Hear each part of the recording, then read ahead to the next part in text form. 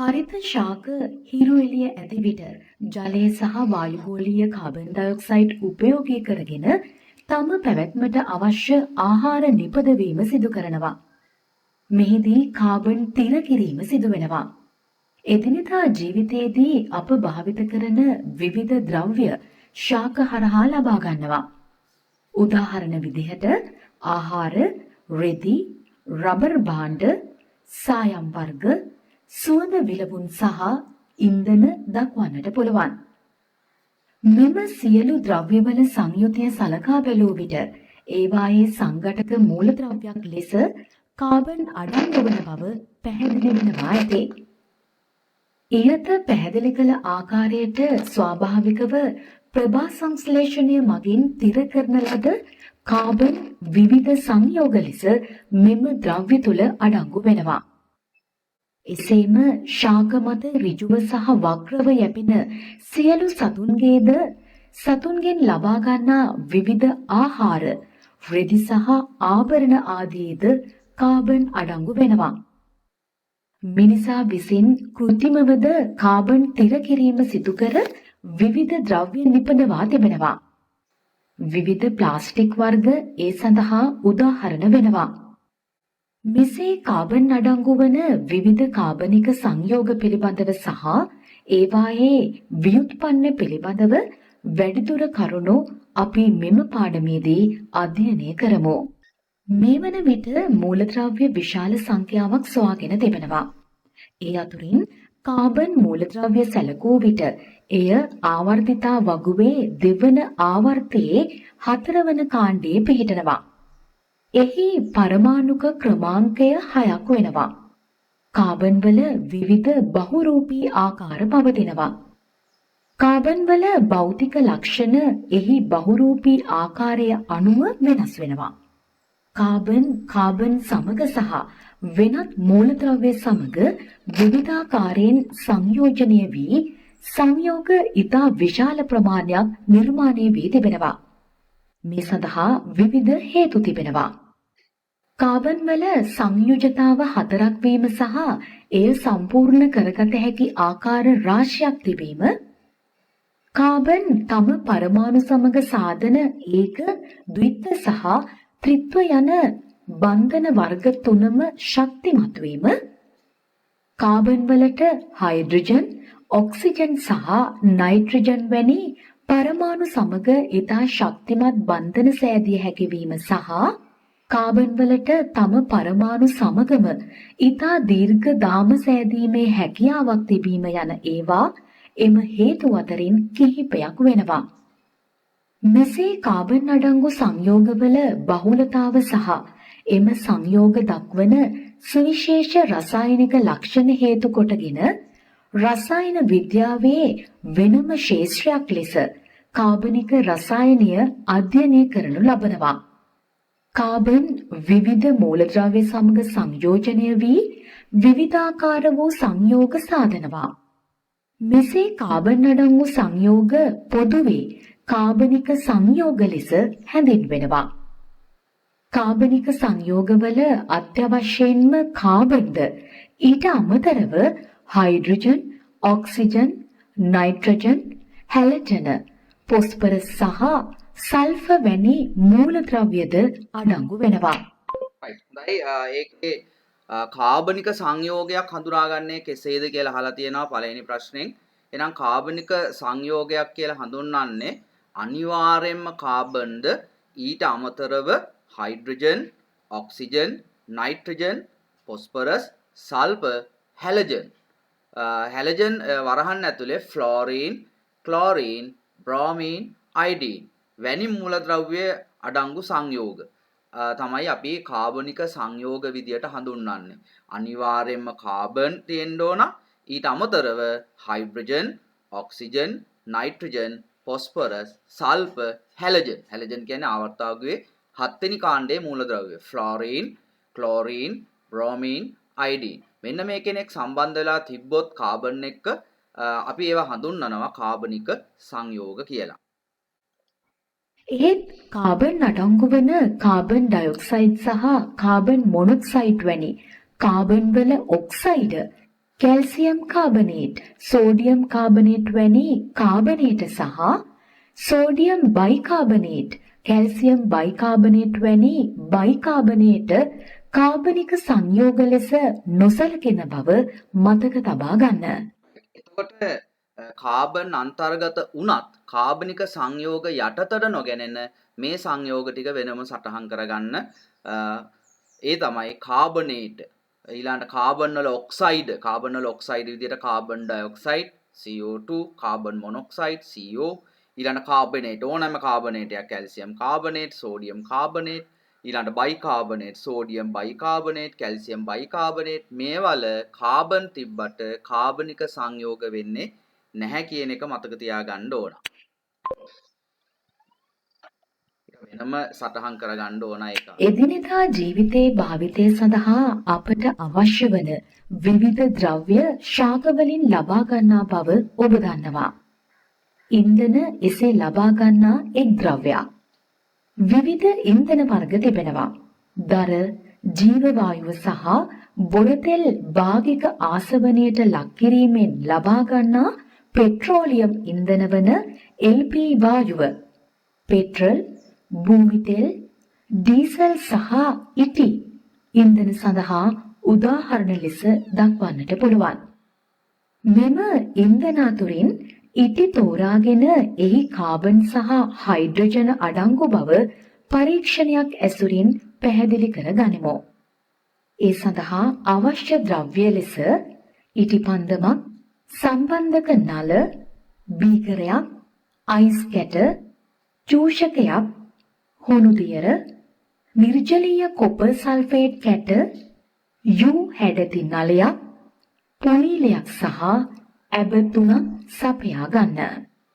පසුව රූපයේ දැක්වෙන ආකාරයට ඇටවුම සකස් කර ඉටිපන්දම දල්වා පොනීලය යටින් තබන්න. ඉන්පසුව දැන් මෙතන මෙන්න මේ චූෂකය මාර්ගයෙන් වාතය මෙතනින් අදින්න පුළුවන්. වාතය මෙතනින් අදිද්දී මේ ඇටුම හරහා මේ විදිහට වාතය ගලාගෙන එනවා.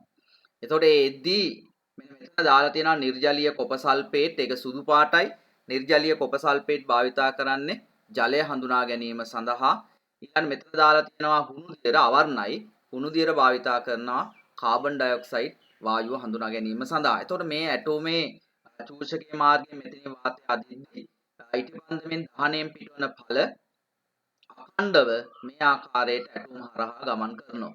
එතකොට එතනදී මොකද වෙන්නේ කියන එක අපි බලමු. චූෂකය ඇටවුමට සම්බන්ධ කර චූෂණය කරන්න. මෙහිදී සිදුවන දෙය නිරීක්ෂණය කරන්න. ටික වේලාවකින් සුදු පැහැ නිර්ජලීය කොපර් සල්ෆේට් වල පැහැය නිල් පැහැයට හැරෙන බව ඔබට දැක ගන්නට පුළුවන්. මෙම වර්ණ විපර්යාසයට හේතුව වන්නේ ජලයයි. ඉටිපන්දම දහනයේදී පිට වූ ජල වාෂ්ප අයිස් තුල ගිල්ලූ යූ නලය තුලින් යාමේදී ඝනීභවනය වී නිර්ජලීය කොපර් සල්ෆේට් සමග එකතු වෙනවා. ජලය නිර්ජලීය කොපර් සල්ෆේට් සමග එකතු වී නිල් පැහැ ජලීය කොපර් සල්ෆේට් සාදනවා. මෙම ජලය නිපදවීමට අවශ්‍ය හයිඩ්‍රජන් සැපයනුයේ ඉටි වලින්. තවද දකුණු පස පරීක්ෂා නලයේ අඩංගු හුණු දියර කිරි පැහැයට හැරෙන බව දැක ගන්නට පුළුවන්. එසේම වැඩි වේලාවක් මෙසේ වායුව බුබුලනය කිරීමේදී නැවතත් කිරි පැහැ වූ හුණු දියර අවර්ණ වන බව දැක ගන්නට පුළුවන්. මෙසේ හුණු දියර කිරි පැහැයට හරවා තව දුරටත් බුබුලනය කිරීමේදී අවර්ණ වන්නේ කාබන් ඩයොක්සයිඩ් වායුව නිසයි. එබැවින් ඉටිපන්දම දහනයේදී කාබන් ඩයොක්සයිඩ් වායුව පිට වී ඇති බව පැහැදිලි වෙනවා. මෙම කාබන් ඩයොක්සයිඩ් නිපදවීමට අවශ්‍ය කාබන් සැපයනුයේ ඉටි වලින්. මේ අනුව මෙම පරීක්ෂණයේ නිරීක්ෂණ සලකා බැලීමෙන් ඉටිවල කාබන් සහ හයිඩ්‍රජන් අඩංගු බව පැහැදිලි වෙනවා. වැඩිදුර හොඳයි එතකොට අපි කොටස් වලට යන් ඉහත ඇටුමේ චූෂකයේ කාර්ය කුමක්ද? චූෂකයෙන් කරන්නේ මොකද්ද? ඉටිපන්දම දහණයෙන් පිටවන ඵල අඛණ්ඩව ඇටෝම හරහා ගමන් කරවීමට උපකාරී වීම. ඉටිපන්දම දහණයෙන් පිටවන ඵල අඛණ්ඩව ඇටෝම හරහා ගමන් කරවීමට උපකාරී වීම. ඊළඟ දෙක මෙහි යූ නලය සිසිල් ජලය තුල තබන්නේයි මෙතෙන්දි දහනේදී පිටවෙන්නේ උණුසුම් ඵල. ඒ උණුසුම් ඵල ඒ ආකාරයෙන්ම ගියොත් කොපර් සල්ෆේට් එක්ක ජලයේ ප්‍රතික්‍රියාව නිශ්චයාකාරව සිද්ධ වෙන්නේ නැහැ. ඒ නිසා උණුසුම් ඵල සිසිල් කරන්න තමයි යූ නලය සිසිල් ජලය එහෙම නැත්නම් අයිස් කැට තුල බහා තියන්නේ. එහෙනම් දහනේදී පිටවන උණුසුම් ඵල සිසිල් කිරීමට කිව්වනම් හරි. ඊළඟ මෙම ඇටෝම ක්‍රියාත්මක වීමේදී දකින නිරීක්ෂණ මොනවාද? එහෙනම් නිරීක්ෂණ දෙකයි. සුදු පාට නිර්ජලීය කොපර් සල්ෆේට් නිල් පාට වීම, ඊළාට අවර්ණ හුණු දියර කිරි පාට වීම. ඉහත ලැබෙන නිරීක්ෂණ අනුව ලබාගත හැකි නිගමන මොනවාද? එහෙනම් සුදු පාට නිර්ජලීය කොපර් සල්ෆේට් නිල් පාට වීමෙන් දහනේදී ජලය පිටවන බවත්, අවර්ණ හුණු දියර කිරි පාට වීමෙන් දහනේදී කාබන් ඩයොක්සයිඩ් වායුව පිටවන බවත් නිගමනය කෙරේ. ඒ අනුව ඉටිවල අඩංගු මූලද්‍රව්‍ය මොනවාද? ඉටිවල අඩංගු වෙන්නේ කාබන් සහ හයිඩ්‍රජන්. කාබන් ඩයොක්සයිඩ් පිටවනවා කියන්නේ එකෙන් තේරෙන්නේ කාබන් එහෙනම් තිබිලා තියෙන්නේ ඉටිවල ජලය පිට වෙනවා කියන එකෙන්. ඒතර ජලයේ තියෙන හයිඩ්‍රජන්, හයිඩ්‍රජන් එහෙනම් පිට ලබාගෙන තියෙන ඉටිවලින්. එතකොට ඔක්සිජන් වායුගෝලයෙන් තමයි ලබාගෙන තියෙන්නේ. ඉටිවල තියෙන කාබන් වායුගෝලයෙන් ඔක්සිජන් ලබාගෙන කාබන් ඩයොක්සයිඩ් වෙනවා. ඉටිවල තියෙන හයිඩ්‍රජන් වායුගෝලයෙන් ඔක්සිජන් ලබාගෙන ජලයේ බවට පත් වෙනවා. එහෙනම් ඉටිවල අඩංගු මූලද්‍රව්‍ය දෙකයි කාබන් සහ හයිඩ්‍රජන්. ඒතර කාබන් සහ හයිඩ්‍රජන් වලින් පමණක් සෑදී ඇති ද්‍රව්‍ය වලට තමයි අපි කියන්නේ මොනවා කියලාද? හයිඩ්‍රෝ කාබන් කියලා. ඒතර හයිඩ්‍රෝ කාබන් කියන්නේ කාබන් සහ හයිඩ්‍රජන් වලින් පමණක් සෑදී ඇති ද්‍රව්‍ය. ඉන්ධන සැලකූ විට දරවල ප්‍රධාන වශයෙන් කාබන්, හයිඩ්‍රජන්, ඔක්සිජන් සහ නයිට්‍රජන් අඩංගු වෙනවා. ජීව වායුවේහි ප්‍රධාන වශයෙන් කාබන් සහ හයිඩ්‍රජන් අඩංගු වෙනවා. LP වායුවේහි කාබන් සහ හයිඩ්‍රජන් අඩංගු වෙනවා. පෙට්‍රල් වල කාබන් සහ හයිඩ්‍රජන් අඩංගු වෙනවා. භූමි තෙල් වලද කාබන් සහ හයිඩ්‍රජන් අඩංගු වෙනවා. ඩීසල් වලද කාබන් සහ හයිඩ්‍රජන් අඩංගු වෙනවා. ඉටිවල කාබන් සහ හයිඩ්‍රජන් අඩංගු වෙනවා. දෙවෙනි ප්‍රශ්නට අදාළ වගුව ඒ ආකාරයට පුරවන්න ඕන. එතනදී ඔයාලට පේනවා දරවල තියෙනවා කාබන්, හයිඩ්‍රජන්, ඔක්සිජන්, නයිට්‍රජන්. ඉතිරි හැම ද්‍රව්‍යකම තියෙන කාබන් සහ හයිඩ්‍රජන් පමණයි. ඒතර කාබන් සහ හයිඩ්‍රජන් වලින් පමණක් සමන්විත දේවල් වලට තමයි හයිඩ්‍රෝකාබන් කියන්නේ.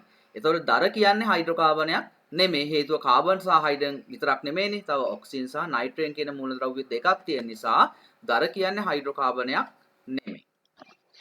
මෙහි පෙට්‍රෝලියම් ඉන්ධනවල අඩංගු සියලුම සංයෝග කාබන් සහ හයිඩ්‍රජන් වලින් පමණක් සමන්විත වෙනවා. මෙසේ කාබන් සහ හයිඩ්‍රජන් වලින් පමණක් සමන්විත වන සංයෝග හයිඩ්‍රෝකාබන ලෙස හැඳින්වෙනවා. හයිඩ්‍රෝකාබන වල ව්‍යුහය පදනම් කර ගනිමින් ඒවා ඇල්කේන, ඇල්කීන සහ ඇල්කයින ලෙස ප්‍රධාන කොටස් 3කට වර්ග කෙරෙනවා. හයිඩ්‍රෝකාබන් ව්‍යුහය පදනම් කරගෙන කොටස් 3කට බෙදෙනවා. ඇල්කේන, ඇල්කීන, ඇල්කයින කියලා. 7 වෙනි ප්‍රශ්නෙන් අහලා තියෙන එකයි.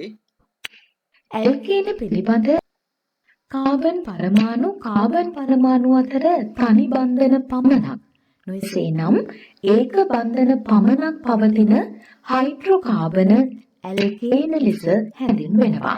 ඇල්කේන අපේ අර්ථ දක්වන්නේ එහෙමයි. කාබන් පරමාණු අතර ඒක බන්ධන පමණක් පවතින හයිඩ්‍රෝකාබන්. කාබන් පරමාණු අතර ඒක බන්ධන පමණක් පවතින හයිඩ්‍රෝකාබන් හඳුන්වනවා ඇල්කේන කියලා. දැන් අපි ඇල්කේන සඳහා උදාහරණ කිහිපයක් සලකා බලමු. khනිජ තෙල් කැණීමේදී තෙල් ලිං වලින් එතේන් නම් වායුව පිට වෙනවා.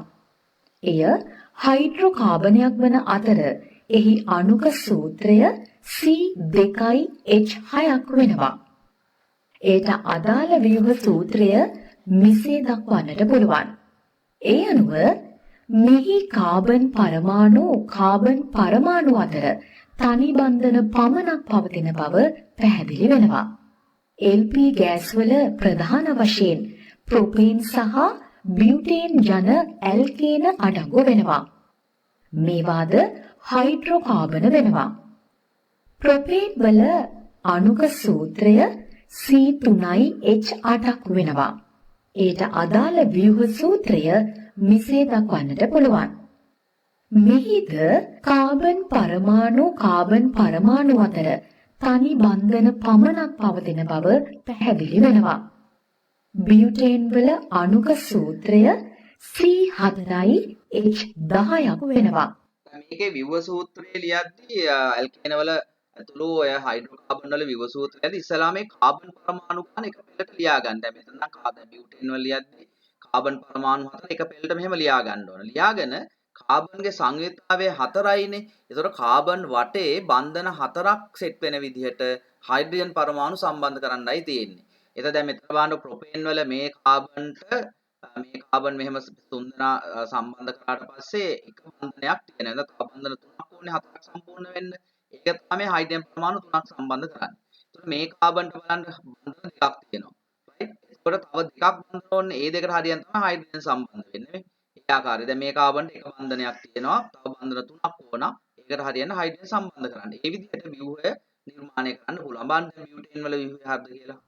එයට අදාළ ව්‍යුහ සූත්‍රය මෙසේ දක්වන්නට පුළුවන්. මෙම එතේන්, ප්‍රොපේන් සහ බියුටේන් යන අණු සියල්ලේම කාබන් පරමාණු අතර තනි බන්ධන පමණක් පීඩන නිසා මේවා ඇල්කේන සඳහා උදාහරණ වෙනවා. ඇල්කේන යනු සංයෝග ශ්‍රේණියක්. මෙම ශ්‍රේණියට පොදු ලක්ෂණ කිහිපයක් තිබෙනවා.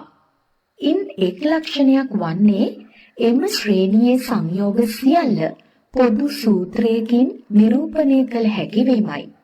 එහි පොදු සූත්‍රය CnH2n ධන 2 වෙනවා. සංයෝගයේ අණුවක අඩංගු කාබන් පරමාණු ගණන N අක්ෂරයෙන් නිරූපණය වෙනවා. කාබන් පරමාණු ගණන N සඳහා ආදේශ කිරීමෙන් අදාළ ඇල්කේනේ අණුක සූත්‍රය ලබා ගන්නට පුළුවන්. එතකොට මේ ඇල්කේන එක පොදු සූත්‍රය තමයි මේ දෙලා තියෙන්නේ CnH2n ධන 2. ඒ කියන්නේ කාබන් පරමාණු සංඛ්‍යාවට දෙගුණයක් දෙකක් එකතු කරන්න හයිඩ්‍රජන් පරමාණු ගන්න ලැබෙනවා. ඇල්කේන වල පොදු සූත්‍රය ලියා ගන්න ඕන 9 වෙනි ප්‍රශ්නෙට. කාබන් 3ක් සහිත ඇල්කීනේ අණුක සූත්‍රය සෙවීමට පොදු සූත්‍රයට ආදේශ කරන්න. එවිට එහි අණුක සූත්‍රය C3H8ක් ලෙස ලැබෙනවා. එනම් කාබන් 3ක් අඩංගු ඇල්කේනය වන ප්‍රොපේන්හි අණුක සූත්‍රය මෙය වෙනවා.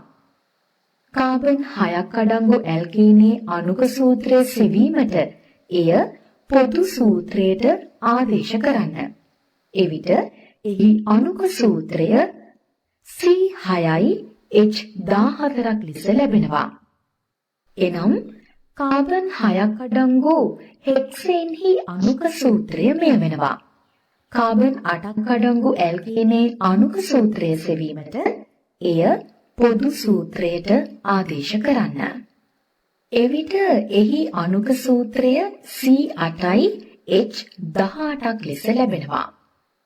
එනම් කාබන් 8ක් අඩංගු ඇල්කේනය වන ඔක්ටේන්හි අණුක සූත්‍රය මෙය වෙනවා. වැඩිදුර හොඳයි ඊට පස්සේ අපිට ඒ දීලා තියෙනවා 10 වෙනි ප්‍රශ්නෙන් ඇල්කේන වල කාබන් පරමාණු 1 සිට කාබන් පරමාණු 20 තෙක් ඇල්කේන ශ්‍රේණිය. ඒතර අණුක සූත්‍රය ලියන්න පුළුවන් දිගටම ලියලා විව සූත්‍රයේත් අර මම ඉස්සලා කියපු විදිහට ලියා යන්න පුළුවන් කාබන් පරමාණු ටික එක පෙළට ලියලා කාබන්ට බන්ධන 4ක් සෙට් වෙන විදිහට හයිඩ්‍රජන් පරමාණු සම්බන්ධ කරමින් ඔයාලට ලියන්න පුළුවන් ඒතර ඒ වගුව. ඊට වගුවට යටින් අහනවා පෙට්‍රල් වල බහුලව අඩංගු ඇල්කේනේ. පෙට්‍රල් වල බහුලව තියෙන ඔක්ටේන් C8H18 කියන ඇල්කේනේ. ඊළඟ LP ගෑස් වල ප්‍රධාන වශයෙන් අඩංගු ඇල්කේන දෙවර්ගය ප්‍රොපේන් සහ butane. Propane C3H8 butane C4H10. ඒකට ඒ ඇල්කේන දෙක තියෙනවා. අපි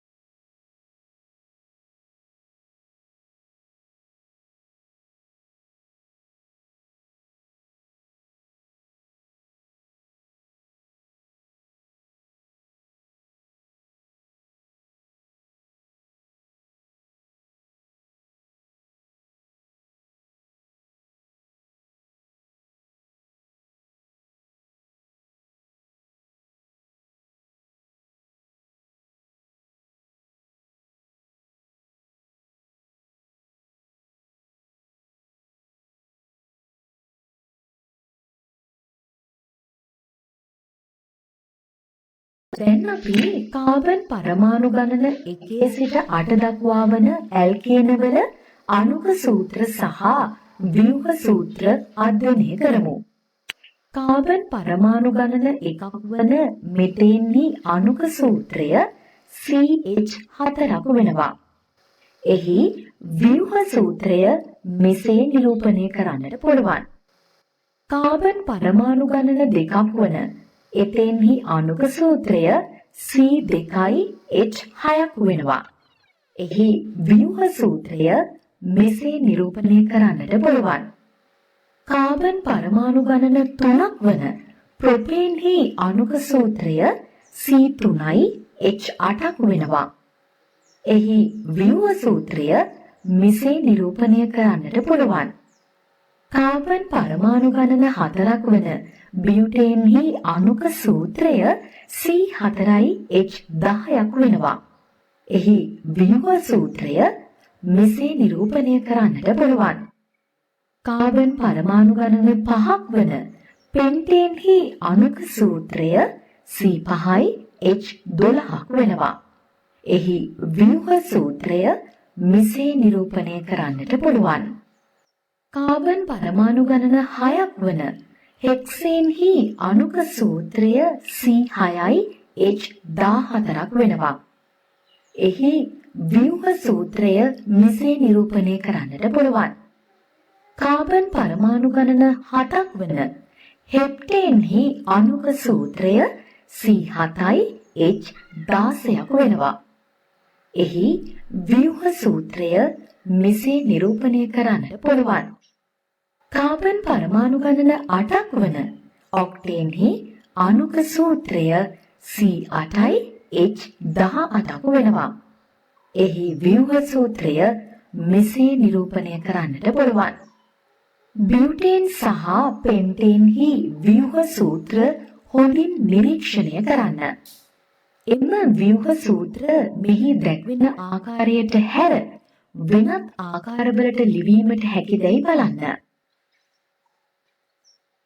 ඔබ විසින් ලියන ලද ව්‍යුහ සූත්‍ර නිවැරදිදැයි බැලීමට දක්වා ඇති අයිකන මත ක්ලික් කරන්න. බියුටේන්හි ව්‍යුහ සූත්‍රය මෙසේද නිරූපණය කරන්නට පුළුවන්. පෙන්ටේන්හි ව්‍යුහ සූත්‍රය මෙම ආකාරවලින්ද නිරූපණය කරන්නට පුළුවන්.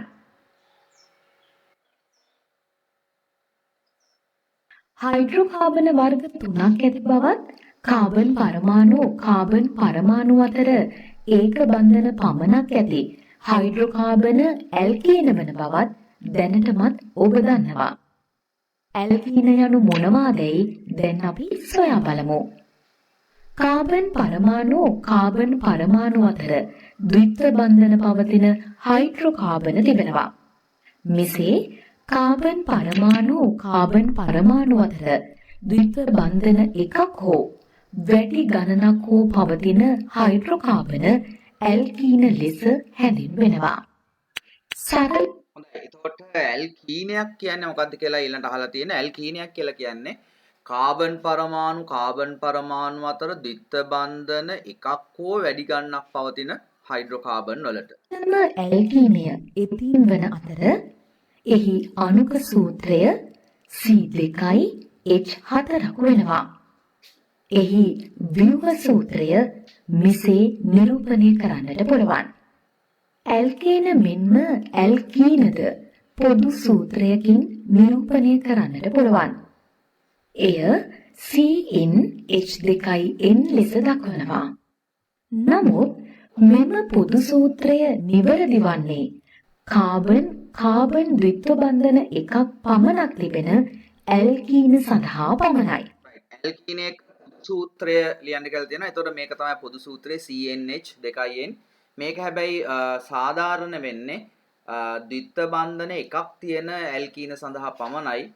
කාබන් පරමාණු ගාන ගොඩාක් වැඩි වෙන්න ද්විත්ව බන්ධන එහෙකට වැඩි ගන්නක් තියෙනවා. එතකොට මේ පොදු සූත්‍රය වළංගු වෙන්නේ කාබන් පරමාණු 4ක් 5ක් වගේ තියෙන අවස්ථාවලදී මේක වළංගු වෙන්න පුළුවන්. ඊට වැඩිය කාබන් පරමාණු ගණන් සම්බන්ධ වෙද්දී ද්විත්ව බන්ධන එකකට වැඩියෙන් පවතින අවස්ථා තියෙනවා. එතකොට මේ සූත්‍රය වළංගු වෙන්නේ නැහැ. සංයෝගයේ අණුවක අඩංගු කාබන් පරමාණු සංඛ්‍යාව එන් සඳහා ආදේශ කිරීමෙන් අදාළ ඇල්කීනේ අණුක සූත්‍රය ලබා ගන්නට පුළුවන්. කාබන් 3ක් පවතින ඇල්කීනේ අණුක සූත්‍රය ලබා ගැනීමට පොදු සූත්‍රයට ආදේශ කරන්න. එවිට එහි අණුක සූත්‍රය C3යි H6ක් ලෙස ලැබෙනවා. එනම් කාබන් 3ක් අඩංගු ප්‍රොපීන්හි අණුක සූත්‍රය මෙය වෙනවා. කාබන් 4ක් පවතින ඇල්කීනේ අණුක සූත්‍රය ලබා ගැනීමට පොදු සූත්‍රයට ආදේශ කරන්න. එවිට එහි අණුක සූත්‍රය C4යි H8ක් ලෙස ලැබෙනවා. එනම් කාබන් 4ක් අඩංගු බියුටීන්හි අණුක සූත්‍රය මෙය වෙනවා. වැඩිදුර එතීන්හි අණුක සූත්‍රය C2යි H4ක් වන අතර එහි ව්‍යුහ සූත්‍රය මෙසේ නිරූපණය කරන්නට පුළුවන්. ප්‍රොපීන්හි අණුක සූත්‍රය C3යි H6ක් වන අතර එහි ව්‍යුහ සූත්‍රය මෙසේ නිරූපණය කරන්නට පුළුවන්. බියුටීන්හි අණුක සූත්‍රය C4යි H8ක් වන අතර එහි ව්‍යුහ සූත්‍ර විවිධාකාර ලෙස ගොඩනැගීමට හැකි අතර ඒවා මෙසේ නිරූපණය කරන්නට පුළුවන්. දැන් මෙතෙන්දිත් ව්‍යුහ සූත්‍ර ලියද්දී මුලින්ම කාබන් පරමාණු ටික මෙහෙම එකට ලියාගෙන එක තැනකට ද්විත්ව බන්ධනයක් දාන්න. දාලා කාබන්ට බන්ධන 4 සම්පූර්ණ වෙන්න හයිඩ්‍රජන් පරමාණු ගන්න සම්පූර්ණ. දැන් මේ උදාහරණයක් ගත්තොත් මෙතන බලන්නකෝ ප්‍රොපීන් වල මෙතන ද්විත්ව බන්ධනයක් තියෙනවා. එතකොට මේ කාබන්ට බන්ධන යුගයක් තියෙනවා. තව දෙකක් අඩුයි. එහෙනම් මේ දෙකට සම්බන්ධ කරන් තමයි හයිඩ්‍රජන් දෙකක් සම්බන්ධ කරලා තියෙන්නේ. දැන් මේ කාබන් බලන්න මෙතන බන්ධන දැන් 3ක් යට දැන් සම්පූර්ණයි. එහෙනම් එක බන්ධනයයිනේ ඕනේ. එහෙනම් හයිඩ්‍රජන් පරමාණුවක් තමයි මෙතන සම්බන්ධ වෙන්නේ. මේ විදිහට ගත්තාම දැන් මේ කාබන්ට එක බන්ධනයක් විතරයි තියෙන්නේ. ඒතකොට තව කාබන් බන්ධන 4ක් සම්බන්ධ කරන්න ඕන නිසා තමයි හයිඩ්‍රජන් පරමාණු 4ක් සම්බන්ධ කරලා තියෙන්නේ. ඒතකොට ද්විත්ව බන්ධනය මෙතනට හරි එහෙම දාලා සම්බන්ධ කරන්න පුළුවන්. දැන් මේ බියුටීන් වලත් බලන්නකො සම්බන්ධ කරලා තියෙන විවිධ ආකාර මේ ද්විත්ව බන්ධනය මෙතනට ඇවිල්ලා තියෙනවා. ද්විත්ව බන්ධනය මෙතනට ඇවිල්ලා තියෙනවා. ඒ වගේ සම්බන්ධ කරන්න පුළුවන්. ඊළාට ද්විත්ව බන්ධනය තියෙන තැන ඊට පස්සේ මෙන්න මේ වගේ CH3 කියන කැලලක් මෙන්න මේ වගේ සම්බන්ධ කරලා එතන සම්බන්ධ හයිඩ්‍රජන් පරමාණුව මෙතන සම්බන්ධ කරලා එහෙම සම්බන්ධ කරන්න පුළුවන්. ඉතින් එහෙම සම්බන්ධ කරලා විවිධ ආකාරයේ ව්‍යුහ අපිට නිරූපණය කරන්න පුළුවන්. එතකොට ඒක වහුව එතකොට 15 වෙනි ප්‍රශ්නට අදාළ වහුව එතකොට සම්පූර්ණ කරගන්න ඕන. කාබන් පරමාණු අතර පවතින ද්විත්ව බන්ධන නිසා ඇල්කීන ඇල්කේන වලට වඩා ප්‍රතික්‍රියාශීලී වෙනවා. එතීන් වල ව්‍යුහ සූත්‍රය හොඳින් නිරීක්ෂණය කරන්න. මෙහි හයිඩ්‍රජන් පරමාණු 4ක් ඇති බව ඔබට පෙනෙනවා. මෙම හයිඩ්‍රජන් පරමාණු 4න් එකක් හෝ කිහිපයක් හෝ සියල්ලම හෝ වෙනත් පරමාණුවකින් හෝ වෙනත් කාණ්ඩයකින් හෝ ප්‍රතිස්ථාපනය වීමෙන් සෑදෙන සංයෝග එතීන් වල ව්‍යුත්පන්න ලෙස හැඳින්වෙනවා. එතන අපි එතීන් වල ව්‍යුත්පන්න කීපයක් නම් කරන්න කියන තැන මේ අර්ථ දැක්වීම ලියලා ඉන්නේ එතීන් වල ව්‍යුත්පන්න කියන්නේ මොකක්ද කියලා. ඊට පස්සේ අපි උදාහරණ ටිකක් එතන ලියාගමු. හයිඩ්‍රජන් පරමාණු 4න් එකක් හෝ කීපයක් හෝ සියල්ලම හෝ වෙනත් පරමාණුවකින් හෝ කාණ්ඩයකින් හෝ ප්‍රතිස්ථාපනය වීමෙන් සෑදෙන සංයෝග. ඒ වලට කියනවා එතීන් වල ව්‍යුත්පන්න කියලා. එතකොට මේ ඇල්කේන වලට වඩා ඇල්කීන වල මේ ද්විත්ව බන්ධන තියෙන හින්දා ප්‍රතික්‍රියාශීලීත්වය වැඩි. ඒ නිසා නොයෙකුත් ද්‍රව්‍ය නිෂ්පාදනය කරන්න මේ ඇල්කීන යොදා ගන්නවා. එතීන් වල හයිඩ්‍රජන් පරමාණුවක් හැලජන කාණ්ඩයකින් හෝ සයනු කාණ්ඩයකින් හෝ මෙතිල් කාණ්ඩයකින් හෝ බෙන්සිල් කාණ්ඩයකින් හෝ ප්‍රතිස්ථාපනය වීමෙන් විවිධ එතීන් ව්‍යුත්පන්න සාධනවා. එතීන් වල එක් හයිඩ්‍රජන් පරමාණුවක් ක්ලෝරින් පරමාණුවකින් ප්‍රතිස්ථාපනය වීමෙන් ව්‍යුත්පන්න වන සංයෝගය ක්ලෝරෝඑතීන් ලෙස හැඳින්වෙන අතර එය එතීන් වල ව්‍යුත්පන්නයක්. ක්ලෝරෝඑතීන් වල අණුක සූත්‍රය C2යි H3යි Cl වන අතර එහි ව්‍යුහ සූත්‍රය මෙසේ නිරූපණය වෙනවා. එතීන් වල හයිඩ්‍රජන් පරමාණු 4 ෆ්ලෝරින් පරමාණු 4කින් ප්‍රතිස්ථාපනය වීමෙන් ව්‍යුත්පන්න වන සංයුගය ටෙට්‍රාෆ්ලුෝරෝ එතීන් ලෙස හැඳින්වෙන අතර එයද එතීන් වල ව්‍යුත්පන්නයක් වෙනවා. හොඳයි. ඒතකොට එතීන් වල අර ව්‍යුත්පන්න කීපයක් නම් කරන් තියෙන තැන මෙතන අපිට ඒක නම් කරන්න පුළුවන්. මේ දෙක නම් කරගන්න මේ දෙක තමයි අපි වැඩියෙන් කතා කරන්නේ ක්ලෝරෝඑතීන් සහ ටෙට්‍රාෆ්ලෝරෝඑතීන්. ක්ලෝරෝඑතීන් අණුක සූත්‍රය ලියා ගන්න C2H3Cl මෙතන ටෙට්‍රාෆ්ලෝරෝඑතීන් C2H4. එතන ක්ලෝරෝඑතීන් සෑදෙන්නේ කෙසේද කියලා අහනවා. ක්ලෝරෝඑතීන් හැදෙන්නේ එතීන් වල හයිඩ්‍රජන් පරමාණුවක් මෙතන එතීන් වල හයිඩ්‍රජන් පරමාණුවක් Cl පරමාණුවකින් ප්‍රතිස්ථාපනය වීමෙන් එතීන් වල හයිඩ්‍රජන් පරමාණුවක් Cl පරමාණුවකින් ප්‍රතිස්ථාපනය වීමෙන් ව්‍යුත්පන්න වන සංයෝග හඳුන්වනවා ක්ලෝරෝඑතීන් කියලා. එතකොට ඒක ක්ලෝරෝඑතීන් සෑදන ආකාරයේ සමීකරණ තියෙනවා. එතකොට ක්ලෝරෝඑතීන් හැදෙන්නේ මෙහෙම ලියන්නේ එතීන් ධන ක්ලෝරීන්. එතීන් මෙන්න මේ ව්‍යුහය ලියනවා නම් හොඳයි. මෙන්න මේ එතීන් වල මෙන්න මේ ව්‍යුහය ලියන්නේ එතීන් ධන ක්ලෝරීන්. ක්ලෝරීන් කියන්නේ Cl2 ඊතලයක් ගහලා ක්ලෝරෝඑතීන්. එතකොට මෙන්න මේ සංයෝගය ලියන්න ව්‍යුහ සූත්‍රයත් එක්කම ධන. එතකොට මෙතනින් පිටවන HCl උයි ක්ලෝරීන්ගේ තියෙනවානේ Cl2. Cl2 කියපුවා එතන තව ක්ලෝරීන් පරමාණුවක් තියෙනවානේ. මේ දෙක එකතු වෙලා මෙතන හැදෙනවා ධන කියලා දාලා HCl. ඔන්න සමීකරණය මම ආයි කියනවා. එතීන් ධන ක්ලෝරීන් ඊතලයක් ක්ලෝරෝඑතීන් ධන හයිඩ්‍රජන් ක්ලෝරයිඩ්. එතකොට සූත්‍රයක් ව්‍යුහ සූත්‍රයනුත් තියන්න එතීන් වල ව්‍යුහ සූත්‍රය මේක ලියලා ධන Cl2 ඊතලයක් ක්ලෝරෝඑතීන් වල ව්‍යුහ සූත්‍රය මෙහෙම ලියන්න ඕන ධන HCl. ඒක සමීකරණයකින් ඒක පෙන්වන්න ඕන. ඊට පස්සේ එහා තියෙනවා ක්ලෝරෝඑතීන් වල ව්‍යුහ සූත්‍රය සහ අණුක සූත්‍රය ලියා දක්වන්න. එතකොට ව්‍යුහ සූත්‍රය වෙන්නේ මේ තියෙන ක්ලෝරෝඑතීන් Cl මෙතන සම්බන්ධ කරලා ඊළඟට අණුක සූත්‍රය වෙන්නේ මේ තියෙන C2H3Cl. ඊළඟ ටෙට්‍රාෆ්ලෝරෝඑතීන් සෑදෙන්නේ කෙසේද?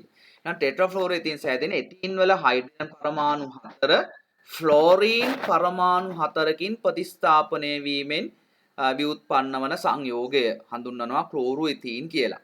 එතීන් වල හයිඩ්‍රජන් පරමාණු 4 ෆ්ලෝරීන් පරමාණු 4කින් ප්‍රතිස්ථාපනය වීමෙන් ව්‍යුත්පන්න වන සංයෝග. ටෙට්‍රාෆ්ලෝරෝඑතීන් සෑදන ආකාරයේ සමීකරණයකින් දක්වන්න කියලා තියෙනවා. එතනත් පුළුවන් අපිට මේ එතීන් මෙන්න මේ ව්‍යුහය ලියලා එතීන් ධන ෆ්ලෝරින් F2 දෙකක් F2 වෙන්න ඕන. දෙකක් F2 මොකද F පරමාණු 4ක් ඕන මේ නාම අයින් කරන්න. දෙකක් F2 ඊතලයක් ටෙට්‍රාෆ්ලෝරෝඑතීන්. එතන මේ ව්‍යුහ සූත්‍රය ලියන්න ටෙට්‍රාෆ්ලෝරෝඑතීන් ධන මෙතන මේ ඉවත් හයිඩ්‍රජන් පරමාණු 4 මෙතන ඉවත් වෙනවා. දෙකක් H2 කියලා. දෙකක් H2 කියනවා.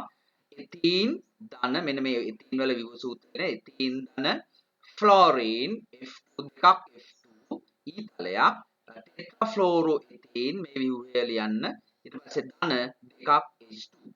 ටෙට්‍රාෆ්ලෝරෝඑතීන් වල ව්‍යුහ සූත්‍රය හා අණුක සූත්‍ර ලියා දක්වන ව්‍යුහ සූත්‍රය මේක ලියලා තියෙන්න ඕන. අණුක සූත්‍රය C2H4 කියලා ලියලා තියෙන්න ඕන. ටෙට්‍රාෆ්ලුෝරෝ එතීන් වල අණුක සූත්‍රය C2H4ක් වන අතර එහි ව්‍යුහ සූත්‍රය මෙසේ නිරූපණය වෙනවා. එතීන් සහ එතීන් වල ව්‍යුත්පන්න පොලිතීන්, පොලිස්ටයිරීන්, ටෙෆ්ලෝන් වැනි විවිධ බහු අවයවක නිපදවීමට භාවිත කරනවා. ඒවා එතීන් සහ එතීන් වල ව්‍යුත්පන්න යොදාගෙන භාවිතා කරන බහු අවයව කීපයක් නම් කරන්න තියෙනවා. ඒ තමයි පොලිතීන්, පොලිස්ටයිරීන්, පොලිස්ටයිරීන් වලට කියනවා ස්ටයිරෝෆෝම් නැත්නම් විජිෆෝම් කියලා කියනවානේ. ස්ටයිරෝෆෝම් ඊළඟ ටෙෆ්ලෝන් මේ කියන බහු අවයවක පිළිබඳ වැඩිදුර කරුණු ඉදිරි පාඩමේදී ඉගෙන ගනිමු. හයිඩ්‍රෝකාබන වර්ග 3ක් පවතින බවත්, කාබන් පරමාණු අතර තනි බන්ධන පමණක් පවතින හයිඩ්‍රෝකාබන ඇල්කේන බවත්, කාබන් පරමාණු අතර ද්විත්ව බන්ධන එකක් හෝ වැඩි ගණනක් පවතින හයිඩ්‍රෝකාබන ඇල්කීන බවත් දැනටමත් ඔබ දන්නවා. ඇල්කයින යනු මොනවාදැයි දැන් අපි සොයා බලමු. කාබන් පරමාණු අතර ත්‍රිත්ව බන්ධන පවතිනවා. කාබන් පරමාණු අතර ත්‍රිත්ව බන්ධන එකක් හෝ වැඩි ගණනක් හෝ පවතින හයිඩ්‍රෝකාබන ඇල්කයින ලෙස හැඳින්වෙනවා. ඒක අපි වෙනම ලියා ගන්න. එතන මම ප්‍රශ්නෙකින් අහලා නැහැ. ඇල්කයින කියන්නේ මොනවද කියලා. කාබන් පරමාණු අතර ත්‍රිත්ව බන්ධන එකක් හෝ වැඩි ගණනක් පවතින හයිඩ්‍රෝකාබන් ඒවා හඳුන්වනවා ඇල්කයින කියලා. සරලතම ඇල්කයිනය එතයින් වෙනවා. එහි අණුක සූත්‍රය C2H2ක් වෙනවා. එහි ව්‍යුහ සූත්‍රය මෙසේ නිරූපණය කරන්නට පුළුවන්. එතයින් අවර්ණ ගන්ධයකින් තොර ගිනිගන්නා සුළු වායුවක්. එය සාමාන්‍ය ව්‍යවහාරයේදී ඇසිටලීන් ලෙස හඳුන්වනවා. එතයින් කියන වායුව ඔක ඇසිටලීන් කියලාත් අපි හඳුන්වනවා. ඒ වායුවේ ගුණ ටික ලියා ගන්න අවර්ණ වායුවක් ගන්ධයකින් තොරයි ගිනි ගන්නා සුළුයි. ඔය වෙල්ඩින් කර්මාන්තයේදී යොදා ගන්න වායුවක්. ඇසිටලීන් වායුවේ විවිධ ප්‍රයෝජන තිබෙනවා. වෙල්ඩින් කටයුතුවලදී ඔක්සි ඇසිටලීන් දැල්ල උපදවා ගැනීමට, පහන්වල ප්‍රදීපන ද්‍රව්‍යයක් ලෙස භාවිත කිරීමට, පළතුරු ඉදීම වේගවත් කිරීමට සහ අන්නාසි වැනි ශාකවල පුෂ්ප හට ගැනීම ඉක්මන් කරවීමට ඇසිටලීන් වායුව යොදා ගන්නවා.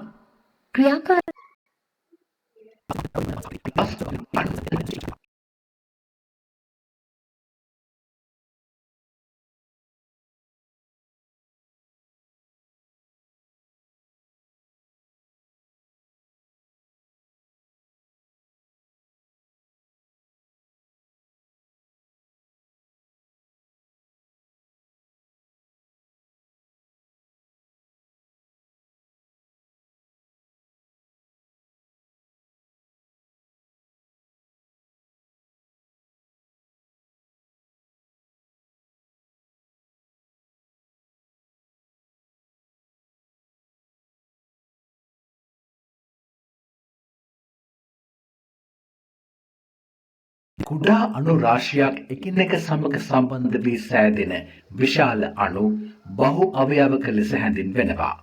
මෙසේ බහු අවයවක සෑදීමට දායක වන කුඩා අණු ඒක අවයවක ලෙස හැඳින්වෙනවා. මෙම බහු අවයවක සෑදීමේ ක්‍රියාවලිය බහු අවයවීකරණය ලෙස හැඳින්වෙනවා. හොඳයි. එතකොට ප්‍රශ්නයක් තියෙනවා බහු අවයවකයේ අණු කුමක්ද කියලා. බහු අවයවකයක් කියන්නේ කුඩා අණු රාශියක් එකිනෙකට සම්බන්ධ වී සෑදෙන ඉතා විශාල අණු වලට කියනවා බහු අවයවක කියලා. ඒ බහු අවයවක සෑදීමට දායක වන කුඩා අණු වලට කියනවා ඒක අවයවක කියලා. බහු අවයවක සෑදීමේ ක්‍රියාවලිය හඳුන්වනවා බහු අවයවීකරණය කියලා. ඒක අවයවක බහු අවයවීකරණයෙන් සෑදෙන විශාල අණු බහු අවයවක වෙනවා. බහු අවයවකයේ අඩංගු මූලික ව්‍යුහ ඒකක පුනරාවර්තන ඒකක ලෙස හැඳින්වෙනවා. ඊළඟට පුනරාවර්තන ඒකකය යනු කුමක්ද? බහු අවයවකයේ අඩංගු මූලික ව්‍යුහ ඒකකය හඳුන්වනවා පුනරාවර්තන ඒකක කියලා. දැන් මෙතන මේ බලන්න මේ කුඩා අණු මෙන්න මේ කුඩා අණු ඒක අවයවකය. ඒතකොට ඒකට සම්බන්ධ වෙලා තියෙන මේ පුනරාවර්තන ඒකක තමයි මේ තියෙන්නේ. හරි තවදුරටත් තේරෙන්නේ මෙන්න මේ තව කීපයක් අපි කතා කරමු. ඒක අවයවක සැලකූ විට ඒවායේ අණුක ස්කන්ධය සාපේක්ෂව අඩුයි. එහෙත් ඒක අවයවක රාශියක් බහු අවයවීකරණයෙන් සැදී බහු අවයවකවල සාපේක්ෂ අණුක ස්කන්ධය ඉතා ඉහළ අගයක් ගන්නවා. දැන් අපි සුලභ බහු අවයවක කිහිපයක් පිළිබඳ සලකා බලමු. පොලිතීන් යනු සුලභව භාවිත කරන බහු අවයවකයක්. අපි ඉහත පාඩමේදී අධ්‍යයනය කළ ඇල්කීනයක් වන එතීන් බහු අවයවීකරණයෙන් පොලිතීන් සෑදෙනවා. එය සිදුවන්නේ කෙසේදයි සොයා බලමු. එතීන් ඇල්කීනයක් නිසා එහි කාබන් පරමාණු අතර ද්විත්ව බන්ධනයක් පවතිනවා. මෙහිදී එම ද්විත්ව බන්ධනයෙන් එක් බන්ධනයක් බිඳ වැටි එවැනි එතීන් අණු දහස් ගණනක් එම ආකාරයටම එකිනෙක සමග සම්බන්ධ වීම සිදු වෙනවා. මෙලෙස එතීන් අණු දහස් ගණනක් සම්බන්ධ වීමෙන් සැදෙන දාමය පොලිතීන් බහු අවයවකය වෙනවා.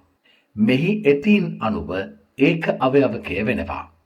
බහු අවයවකය සෑදෙන මූලික ව්‍යුහ ඒකක වන CH2යි CH2යි ඒකක පොලිතීන් වල පුනරාවර්තන ඒකකය වෙනවා. ඉතින් ඔන්න බලන්න පොලිතීන් වල ඒකාවයවකය තමයි මේ එතීන් කියන අණු. right? ඒකේ පුනරාවර්තන ඒකකය තමයි මෙන්න මේ වගේ ඒකක මේ වගේ සෙට් එකතු වෙලානේ මේ පොලිතීන් සෑදෙන්නේ. එතකොට මේ එක සෙට් එකක් තමයි පුනරාවර්තන ඒකකයක් කියලා කියන්නේ. එතකොට ඒකේ ඒකාවයවකය වෙන්නේ එතීන් අණුව. මේ තමයි පුනරාවර්තන ඒකක. මේවා ඒක ගොඩක් එකතු වෙලා තමයි පොලිඑතීන් සෑදිලා තියෙන්නේ. පොලිතීන් වල බහු අවයවීකරණ ක්‍රියාවලිය මෙසේ සංක්ෂිප්තව දක්වන්නට පුළුවන්. එතීන් අණු n සංඛ්‍යාවක් එකිනෙක සමග සම්බන්ධ වී CH2යි CH2යි පුනරාවර්තන ඒකක n ගණනක් ඇති පොලිතීන් අණුවක් නිර්මාණය වී ඇති බව මෙයින් අදහස් වෙනවා. පොලිතීන් වල ඒක අවයවකය වන එතීන්හි සාපේක්ෂ අණුක ස්කන්ධය අඩුයි. එහෙත් එතීන් බහු අවයවීකරණයෙන් සෑදෙන පොලිතීන් වලට ඉතා ඉහළ අණුක ස්කන්ධයක් තිබෙනවා. වැඩිදුර එතකොට එතෙන්දී පොලිතීන් සෑදන ආකාරයේ සංක්ෂිප්තව ලියා දක්වන්න කියලා තියෙනවා. එතෙන්දී මෙන්න මේක එතන ලියලා තියෙන්න ඕන.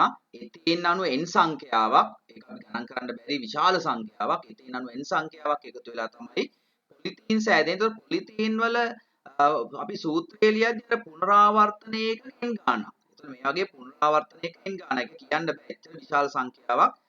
එතකොට මේ බහු අවයවීකරණය කියලා මේ ඊට උඩින් ලියලා එතකොට මෙන්න මේ පොලිතීන් සෑදන ආකාරය මෙන්න මේ කොටස සංක්ෂිප්තව දක්වන්න ඕන. ඊළඟ පොලිතීන් වල ඒකාවයවකයේ පුනරාවර්තන ඒකකයේ සහ බහු අවයවකයේ ලියා දක්වන්න. ඒකාවයවකයේ වෙන්නේ මෙන්න මේ එතීන් අණුව මේක කියලා තියෙන්න ඕන. ඊළඟ පුනරාවර්තන ඒකකය කියන්නේ මෙන්න මේක. මෙන්න පුනරාවර්තන ඒකකය මේක ලියලා තියෙන්න ඕන. බහු අවයවකය මෙන්න මේක ලියලා තියෙන පුනරාවර්තන ඒකකය n සංඛ්‍යාවක් නේද? පොලිතීන් කියලා කියන්නේ. ඒක ලියලා තියෙන්න ඕන. පොලික්ලෝරෝ එතීන් හෙවත් පොලිවයිනයිල් ක්ලෝරයිඩ්ද සුලභව භාවිත වන බහු අවයවකයක්.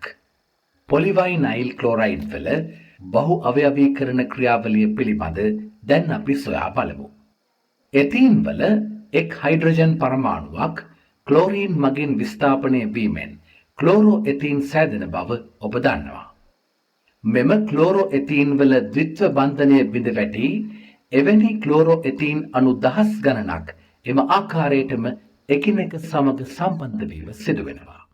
මෙලෙස ක්ලෝරෝ එතීන් අණු දහස් ගණනක් සම්බන්ධ වීමෙන් සැදෙන දාමය පොලික්ලෝරෝ එතීන් හෙවත් පොලිවයිනයිල් ක්ලෝරයිඩ් බහු අවයවකය වෙනවා. මෙහි ක්ලෝරෝ එතීන් අණුව ඒක අවයවකය වෙනවා. බහු අවයවකය සෑදෙන මූලික ව්‍යුහ ඒකක වන CH2යි CHCl ඒකක පොලිවයිනයිල් ක්ලෝරයිඩ් වල පුනරාවර්තන ඒකකය වෙනවා. පොලිවයිනයිල් ක්ලෝරයිඩ් වල බහු අවයවීකරණ ක්‍රියාවලිය මෙසේ සංක්ෂිප්තව දක්වන්නට පුළුවන්. ක්ලෝරෝ එතීන් අණු n සංඛ්‍යාවක් එකිනෙක සමග සම්බන්ධ වී CH2යි CHCl පුනරාවර්තන ඒකක n ගණනක් ඇති පොලිවයිනයිල් ක්ලෝරයිඩ් අණුවක් නිර්මාණය වී ඇති බව මෙයින් අදහස් වෙනවා. right හොඳයි. එතකොට පොලික්ලෝරෝඑතීන් එහෙම නැත්නම් කියනවා පොලිවයිනයිල් නැත්නම් පොලිවිනිල් ක්ලෝරයිඩ් නැත්නම් PVC කියලා අපි කෙටියෙන් කියනවා සෑදන ආකාරය සංක්ෂිප්තව. එතකොට මෙන්න මේ දක්වන්න ඕන ක්ලෝරෝඑතීන් අණු n සංඛ්‍යාවක් බහු අවයවීකරණයෙන් එතකොට පොලික්ලෝරෝඑතීන් වල පුනරාවර්තන ඒකකය ලියලා n සංඛ්‍යාවක් හැදෙනවා. ඒ තමයි පොලික්ලෝරෝඑතීන් නැත්නම් පොලිවයිනයිල් ක්ලෝරයිඩ් එහෙම නැත්නම් PVC කියන එක. එතකොට පොලික්ලෝරෝඑතීන් වල ඒකාවයවකයේ පුනරාවර්තන ඒකකයේ සහ බහු අවයවකයේ ලියා දක්වන්න කියලා තියෙනවා. එතකොට මේ තමයි ඒකාවයවකය, ඊළාට මේ තමයි පුනරාවර්තන ඒකකය, මේ තමයි බහු අවයවකය.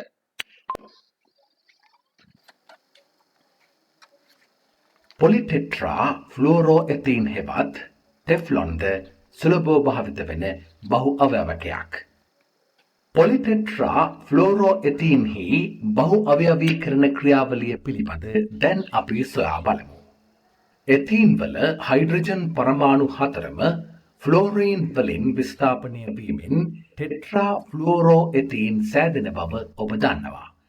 මෙම ටෙට්‍රාෆ්ලෝරෝ එතීන් වල ද්විත්ව බන්ධනය බිඳ වැටි එවැනි ටෙට්‍රාෆ්ලෝරෝ එතීන් අණු දහස් ගණනක් එම ආකාරයටම එකිනෙක සමග සම්බන්ධ වීම සිදු වෙනවා. එලෙස ටෙට්‍රාෆ්ලෝරෝ එතීන් අණු දහස් ගණනක් සම්බන්ධ වීමෙන් සැදෙන දාමය පොලිටෙට්‍රාෆ්ලෝරෝ එතීන් හෙවත් ටෙෆ්ලෝන් බහු අවයවකය වෙනවා. මෙහි ටෙට්‍රාෆ්ලෝරෝ එතීන් අණුව ඒක අවයවකය වෙනවා.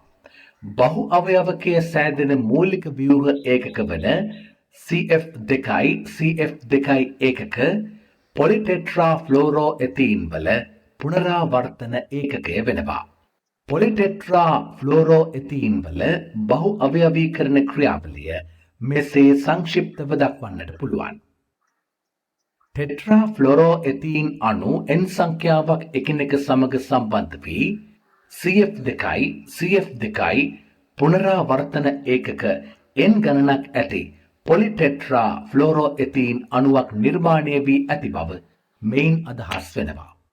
අපි මෙතෙක් එතකොට එතන ගත්තොත් පොලි ටෙට්‍රාෆ්ලෝරෝ එතීන් සෑදන ආකාරයේ සංක්ෂිප්තව එතකොට මේක දක්වන්න ඕන ටෙට්‍රාෆ්ලෝරෝ එතීන් අණු N සංඛ්‍යාවක් බහු අවයවීකරණයෙන් අද පොලි ටෙට්‍රාෆ්ලෝරෝ එතීන් වල පුනරාවර්තන ඒකක N සංඛ්‍යාවක් හැදෙනවා. ඒක කියනවා පොලි ටෙට්‍රාෆ්ලෝරෝ එතීන් එහෙම නැත්නම් ටෙෆ්ලෝන් කියලා කියනවා. ඔය නොඇලෙන සුළු බඳුන් non stick බඳුන් කියලා තියෙන්නේ ඒවල ඇතුලේ ආලේප කරලා තියෙන්නේ මේ පොලි ටෙට්‍රාෆ්ලෝරෝ එතීන් එහෙම නැත්නම් ටෙෆ්ලෝන් කියන ද්‍රව්‍ය නොඇලෙන සුළු බඳුන් වල non stick බඳුන් වල ආලේප කරලා තියෙන එක. ඊට පස්සේ පොලි ටෙට්‍රාෆ්ලෝරෝ එතීන් වල ඒක අවයවකය මේ තියෙන්නේ ඒක නම් කරලා තියෙන්න ඕන. ඊළඟ පුනරාවර්තන ඒකකයේ මේක කරලා තියෙන්න ඕන. ඊළඟ බහු අවයවකය ඒ පුනරාවර්තන ඒකකයේ N සංඛ්‍යාවක් නිරූපණය වෙන පරිදි අදහස් වෙනවා. අපි මෙතෙක් අධ්‍යයනය කළ සුලභ බහු අවයවක පිළිබඳ කරුණු සාරාංශගත කොට මේ බගුවේ දක්වා තිබෙනවා. මෙහි බහු අවයවකය සහ ඊට අදාළ ඒක අවයවකය පුනරාවර්තන ඒකකය සහ බහු අවයවකයේ නිරූපණය දක්වා තිබෙනවා. ඉහත අධ්‍යයනය කළ බහු අවයවකවල විශේෂ ගුණ සහ භාවිත අවස්ථා දැන් අපි අධ්‍යයනය කරමු. පොලිතීන් විද්‍යුත් පරිවාරක වෙනවා. එනම් පොලිතීන් තුලින් විද්‍යුතය ගමන් කරන්නේ නැහැ. එසේම පොලිතීන් ජලරෝධක සහ වායුරෝධක වෙනවා. එනම් පොලිතීන් ජලයට සහ වාතයට අපාරගම්‍ය වෙනවා. එසේම පොලිතීන් සැහැල්ලු වන අතර ආතතිවලට ඔරොත්තු දීම කල්පැවැත්ම ආදී ගුණද දරනවා. සෙල්ලම් භාණ්ඩ පොලිතීන් මලු කුණු කසල රැස් කරන මලු සහ පොලිතීන් කවර ආදිය නිපදවීමට පොලිතීන් භාවිත කරනවා. පොලිවයිනයිල් ක්ලෝරයිඩ් ගින්නට ප්‍රතිරෝධී මෙන්ම විද්‍යුත් පරිවාරකද වෙනවා. එසේම පොලිවයිනයිල් ක්ලෝරයිඩ් ජලරෝධක වන අතර සැහැල්ලුද වෙනවා. වැහිපීලි, ජලනල, කොන්ඩියුට් බට, නැමෙන සුළු පයිප් ආදිය නිපදවීමට පොලිවයිනයිල් ක්ලෝරයිඩ් භාවිත කරනවා. ටෙෆ්ලෝන් තාපයට ඔරොත්තු දෙන අතර විද්‍යුත් පරිවාරකද වෙනවා. ආහාර පිසීමට යොදා ගන්නා නොඇලෙන බඳුන් නිපදවීම සහ හිම සපත්තු නිපදවීමට ටෙෆ්ලෝන් භාවිත කරනවා. බහු අවයවක ආකාර දෙකකට වර්ග කරන්නට පුළුවන්.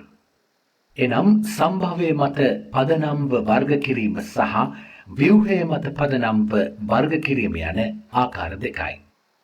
ඒවා පිළිබඳ වැඩිදුර අධ්‍යයනය සඳහා අදාළ විෂය පදය තෝරන්න. ඒවා සියල්ල තෝරාගත් පසු ක්‍රියාකාරකම වෙත යොමු වීම සඳහා බ්ලින්ක් වන බොත්තම ක්ලික් කරන්න. හොඳයි. බහු අවයක අපි වර්ග කරනවා ක්‍රම දෙකකට සම්භවය මත සහ ව්‍යුහය මත පදනම් කරගෙන. ඉස්සලා බලමු ස්වභාවය සම්භවය මත කොහොමද බහු අවයක වර්ගීකරණය කරන්නේ කියලා. සම්භවය මත පදනම්ව බහු අවයවක වර්ග කිරීමේදී ඒවා නැවතත් කෘත්‍රිම බහු අවයවක සහ ස්වභාවික බහු අවයවක ලෙස කොටස් දෙකකට බෙදා දක්වන්න පුළුවන්. ඉහත අධ්‍යයනය කළ පොලිතීන්, පොලික්ලෝරෝ එතීන් සහ ටෙෆ්ලෝන් වැනි බහු අවයවකද පොලියස්ටර්, නයිලෝන්, ටෙරිලීන්, පොලිස්ටයිරීන් සහ බේක්ලයිට් වැනි බහු අවයවකද කෘත්‍රිම බහු අවයවක වලට උදාහරණ වෙනවා. මේවා සියල්ලම කෘතිමව සංශ්ලේෂණය කළ ඒවායි. කෘත්‍රිම බහු අවයවක බොහෝ විට ප්ලාස්ටික් යනුවෙන් හැඳින්වෙනවා. ස්වභාවික බහු අවයවක පිළිබඳ ඔබ දන්නවාද? දහවන ශ්‍රේණියේදී අධ්‍යයනය කළ ප්‍රෝටීන, පිෂ්ඨය, සෙලියුලෝස්, RNA සහ DNA වැනි ජෛව අණු ස්වභාවික බහු අවයවක වෙනවා. එසේම කාර්මික ක්‍රියාවලිය සඳහා බහුලව භාවිත කරන රබර්ද ස්වභාවික බහු අවයවකයක්. ස්වභාවික ශාක කොටස් හෝ සත්ව කොටස් තුළ පවතින බහු අවයවක ස්වභාවික බහු අවයවක ලෙස හැඳින්වෙනවා. රබර් බහු අවයවකය පිළිබඳ වැඩිදුරටත් කරුණු අපි දැන් සොයා බලමු. රබර් බහු අවයවකයේ ඒක අවයවකය අයිසෝප්‍රීන් වෙනවා. එහි ව්‍යුහ සූත්‍රය මෙසේ දැක්වෙනවා. එහි කාබන් පරමාණු අතර ද්විත්ව බන්ධන දෙකක් තිබෙනවා.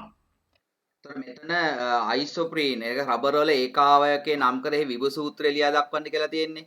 එතකොට රබර් වල ඒකාවයකයේ විදිහට අපිට දක්වන්න වෙන්නේ අයිසෝප්‍රීන්. එතකොට ඒක විභව සූත්‍රය ඇනලා තියෙන්න ඕන. ආට පේනවා කාබන් පරමාණු අතර ද්විත්ව බන්ධන තියෙනවා. ඒ විදිහට එක තැනක CH3 කියන කාණ්ඩයක් සම්බන්ධ වෙනවා. ඊටු තැන් වලට හයිඩ්‍රජන් සම්බන්ධ වෙන්නේ. ඒ විදිහට ඒකාවයකයේ නම් කරගන්න ඕන. දෙකක් තිබෙනවා. අයිසෝප්‍රීන් අණුවල පවතින ද්විත්ව බන්ධන බිඳ වැඩි එවැනි අණු එකිනෙක සමග දැක්වෙන ආකාරයට සම්බන්ධ වී රබර් බහු අවයවකය නිර්මාණය වෙනවා. මේ පුනරාවර්තන ඒකකය CH2යි CCH3යි CH2 වෙනවා. රබර් බහු අවයවකයේ සෑදෙන ක්‍රියාවලිය සංක්ෂිප්තව මෙසේ දක්වන්නට පුළුවන්. අයිසෝප්‍රීන් අණු N සංඛ්‍යාවක් එකිනෙක සමග සම්බන්ධ වී CH2යි CCH3යි CH2යි පුනරාවර්තන ඒකක N ගණනක් සහිත රබර් අණුවක් නිර්මාණය වන බව මින් අදහස් වෙනවා.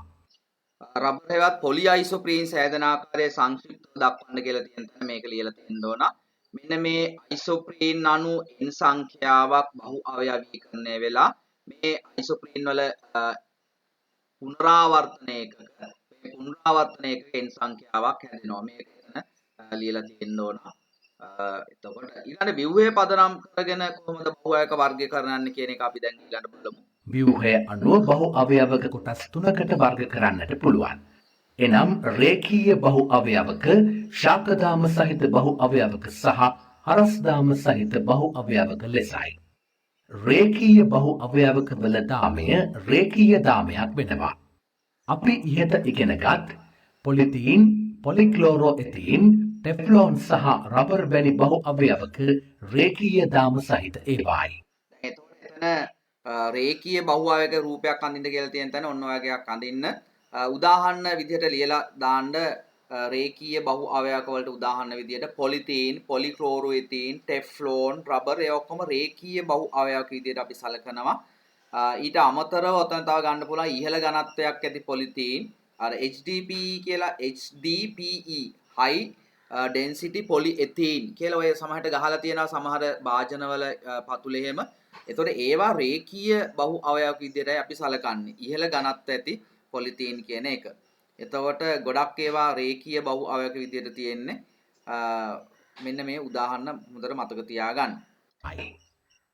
රේඛීය බහු අවයවකයේ ප්‍රධාන දාමයට පාර්ශ්විකව බහු අවයවක අණු සම්බන්ධ වීමෙන් ශාකනය වූ බහු අවයවක නිර්මාණය වෙනවා. ඒවා ශාකදාම සහිත බහු අවයවකයි. රේඛීය බහු අවයවක වල දාම හරස්දාම වලින් බැඳී පවතින බහු අවයවක හරස්දාම බහු අවයවක වෙනවා. හරස්දාම සහිත බහු අවයවකයකට උදාහරණයක් ලෙස වෝල්කනයිස් කළ රබර් දක්වන්නට පුළුවන්. රබර් වලට ප්‍රත්‍යස්ත ගුණයක් පවතිනවා. නමුත් රබර් වල පවතින ප්‍රත්‍යස්ත ගුණය නිසා එය ටයර් නිෂ්පාදන සඳහා යොදා ගන්නට බෑ. මේ නිසා ස්වභාවික රබර් සල්ෆ යොදා රත් කිරීම සිදු කර වෝල්කනයිස් කළ රබර් නිපදවා ගැනීම සිදු කරනවා. එතකොට ඊළඟට අහන්නේ වල්කනයිස් කළ රබර් සාදන්නේ කෙසේද කියලා. වල්කනයිස් කළ රබර් සාදන්නේ රබර් වල රේඛීය දාම අතර සල්ප මගින් හරස් බන්ධන ඇති කිරීමෙන් තමයි වල්කනයිස් කරලා රබර් සාදන්නේ. එතන වල්කනයිස් රබර් සාමාන්‍ය රබර් කිරි වලට සල්ප දාලා රත් කරනවා. රත් කරලා තමයි වල්කනයිස් කළ රබර් සෑදෙන්නේ. එතකොට වල්කනයිස් කළ රබර් යනු හරස් දාම සහිත බහු අවයවයක්. ඒ රූපයකින් ඇඳ පෙන්වන්න කියන තැන මෙන්න මේක ඇඳලා තියෙන්න ඕන. රබර් කියන්නේ ඒ රේඛීය බහු අවයවකයක්. ඒක සල්ප එකතු කරපුවාම ඔයාලට පේනවා රේඛීය දාමේ හරස් අතට සල්ප සම්බන්ධ වෙනවා. එතකොට ඒක හරස් දාම සහිත බහු අවයවකයක් බවට පත් වෙලා ඉතා ශක්තිමත් දැඩි රබර් වර්ගයක් නිෂ්පාදනය කරගන්න පුළුවන් වල්කනයිස් කළ රබර් ඔය ටයර් වගේ ටියුබ් වගේ සාදන්න භාවිතා කරන මේ වල්කනයිස් කළ රබර්. නිම සිදු කරනවා. එහිදී ස්වභාවික රබර්හි රේඛීය දාම අතර සල්ප මගින් හරස් බන්ධන ඇතිවීම සිදුවෙනවා. එම නිසා මේවා හරස් දාම සහිත බහු අවයවක වෙනවා. මෙම වල්කනයිස් කළ රබර් වල දැඩි භාවය සාමාන්‍ය රබර් වලට වඩා වැඩි අතර ප්‍රත්‍යස්ත ගුණය සාමාන්‍ය රබර් වලට වඩා අඩුයි. වල්කනයිස් කළ රබර් ටයර් ටියුබ් සහ බැටරි ආවරණ ආදිය නිපදවීමට භාවිත කරනවා. නිවසින් පිටතට ආහාර රැගෙන යන අවස්ථාවලදී එම ආහාර ඇසරීම සඳහා කෙසෙල් කොළයක්, කොළපතක් වැනි ස්වභාවික දෙයක් ඈත අතීතයේදී භාවිත කළා. නමුත් වර්තමානයේදී ඒ සඳහා බොහෝ විට කෘත්‍රිම බහු අවයවකයක් වන පොලිතීන් භාවිත කරනවා. මෙම ආකාරයට වර්තමානයේදී ස්වභාවික ද්‍රව්‍යවලට ආදේශක ලෙස කෘත්‍රිම බහු අවයවක බහුලව භාවිත වෙනවා. ඒ සඳහා විවිධ හේතු තිබෙනවා. අවශ්‍ය ගුණාංග සහිතව නිර්මාණය කළ හැකි වීම, භාවිතයේ පහසු වීම, විවිධ හැඩයන්ට නිපදවීමට හැකිවීම, ඕනෑම වර්ණයකින් වර්ණ ගැන්විය හැකිවීම සහ මිල අඩුවීම එවැනි ගුණාංග කිහිපයක්. එතකොට හයවෙනි ප්‍රශ්නෙන් අහනවා බහු අවයවක වලින් නිෂ්පාදිත භාණ්ඩ බහුලව භාවිතා කිරීම සඳහා පෙළඹීමට හේතු. එතකොට මේ හේතු ටික එතන ලියලා තියෙන්න ඕන. ඒ ටික හේතු ටික ලියා ගන්න. නමුත් කෘත්‍රිම බහු අවයවක බහුලව භාවිත කිරීම නිසා විවිධ ගැටලු වලට මුහුණ පෑමට සිදුව තිබෙනවා. එයට ප්‍රධානම හේතුව වන්නේ කෘත්‍රිම බහු අවයවක බොහොමයක් ජෛව හායනයට නොයසේනම් ක්ෂුද්‍ර ජීවීන් මගින් දි รา පත් වීමට ලක් නොවීම නිසා පරිසරයේ එක් රැස්වීමයි. කෘත්‍රිම බහු අවයවක දහනයේදී විෂවායු පිටවන බැවින් දහනයද සුදුසු වන්නේ නැහැ. එසේම පොලිතීන් ආදී බහු අවයවක ජලාශවල එක් රැස්වීමෙන් එම ජලාශවල ජල පරිවහනය අඩපණ වන්නට පුළුවන්. සතුන් විසින් පොලිතීන් වර්ග අනුභව කරන්නට පුළුවන්. එවිට ඒවා මගින් ආහාර මාර්ගයේ අවහිර වීමෙන් එම සතුන් මිය යනවා. එසේම කෘත්‍රිම බහු අවයවක වලින් නිපදවන නයිලෝන්, ටෙරිලීන් සහ පොලියස්ටර් වැනි රෙදිපිලි වලින් නිම වූ ඇඳුම් දහඩිය උරා නොගන්නා බැවින් සිරුරට දැඩි අපහසුතාවයක් ගෙන දෙනවා. එතකොට කෘත්‍රිම බහු අවයවක වලින් පරිසරයට ඇති වෙන අහිතකර බලපෑම්. එතකොට මේ අහිතකර බලපෑම් මේ ටික එතන ලියා ගන්න ඕන. මෙම ගැටලු සඳහා විවිධ විසඳුම් මේ වන විට ගෙන තිබෙනවා. ප්ලාස්ටික් නැවත භාවිතයට ගත හැකි ලෙස සකස් කිරීම, පොලිතීන් වෙනුවට විවිධ ආදේශක යොදා ගැනීම සහ ප්‍රතිචක්‍රීකරණය කළ හැකි බහු අවයවක නිෂ්පාදනය කිරීම එවැනි විසඳුම් කිහිපයක් වෙනවා. එසේම ජෛව ජීර්ණයට නොයසේනම් ජෛව ක්‍රියාවලි මගින් දි รา පත් වීමට ලක්වන බහු අවයවක නිෂ්පාදනය කිරීම සිදු කරන්නට පුළුවන්. ආලෝකය වැටීමට සැලසූ විට දි รา පත් වීමට ලක්වන නොයසේනම් ප්‍රකාශ ජීර්ණයට ලක්වන බහු අවයවක නිෂ්පාදනයද මේ වන විට සිදු කෙරෙනවා. එසේම ජලයේ දියවීමට ලක්වන නොයසේනම් ජල ද්‍රාව්‍ය බහු අවයවක නිපදවීමද කෘත්‍රිම බහු අවයවක ආශ්‍රිතව ඇති වී තිබෙන ගැටලු සඳහා ගත හැකි විසඳුමක් වෙනවා. එතකොට අවසාන ප්‍රශ්නේ බහු අවයවක වලින් ඇතිවන අහිතකර තත්ත්ව මගහරවා ගැනීමට යොදාගෙන ඇති උපක්‍රම මේ උපක්‍රම ටික එතන ලියා ගත්තා නම් හරියි. එහෙනම් පාඩම මෙතනින් අවසන් වෙනවා.